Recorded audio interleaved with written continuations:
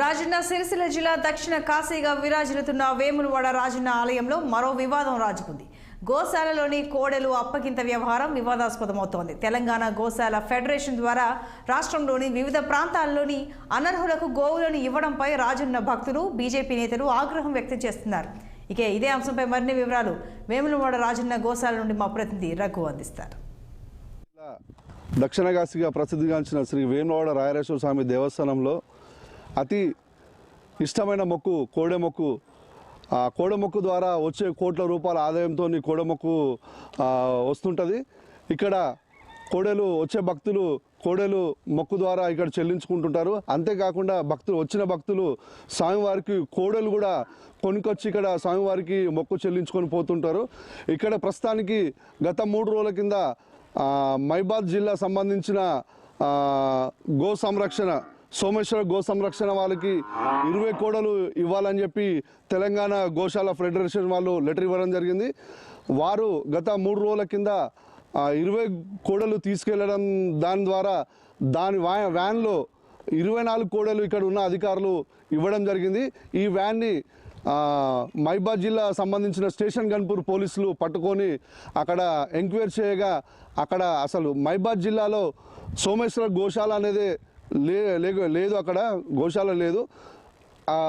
వాళ్ళు పోలీసు వాళ్ళు అక్కడ తీసుకెళ్లిన వాళ్ళని ఎంక్వైరీ చేస్తే ఇక్కడ సంబంధించిన టెంపుల్ అధికారులే 20 కోడల బదులు 24 కోడలు ఇచ్చిరని చెప్పి వాళ్ళు చెప్పడం జరిగింది. ఇప్పుడు ప్రస్తుతానికి మనతో మాట్లాడటానికి బీజేపీ సంబంధించిన నాయకులు ఉన్నారు. వారిని అడిగి తెలుసుకుందాం. చెప్పండి, అసలు ఇక్కడ ఏం జరుగుతుంది?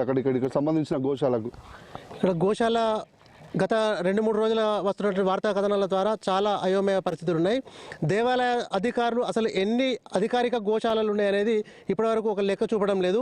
మరి ఎన్ని గోశాలలకు ఏ విధంగా గోవులను తరలించే విషయం మరి ఒక పట్టిక ద్వారా సూచన ద్వారా భక్తులకు తెలియజేసినటువంటి పరిస్థితి ఉంది. మరి గత 3 రోజుల వచ్చిన వార్తా కథనాల ద్వారా భక్తుల యొక్క మనోభావాలు దెబ్బతినడం చాలా బాధాకరమైన విషయం.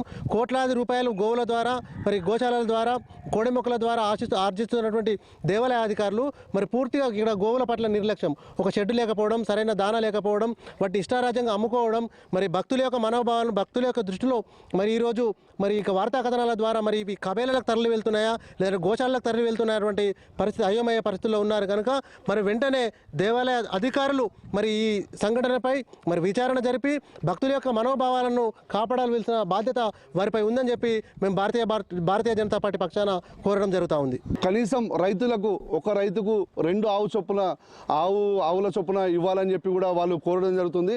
ఇప్పటికైనా కూడా అధికారులు మారి ఇక్కడ సంబంధించిన ఓన్లీ రైతులకు పాస్బుక్ ఉన్న వాళ్ళకు రైతులకు మాత్రమే 2 ఆవుల చొప్పున ఇవ్వాలని చెప్పి వాళ్ళు కోరడం జరుగుతుంది.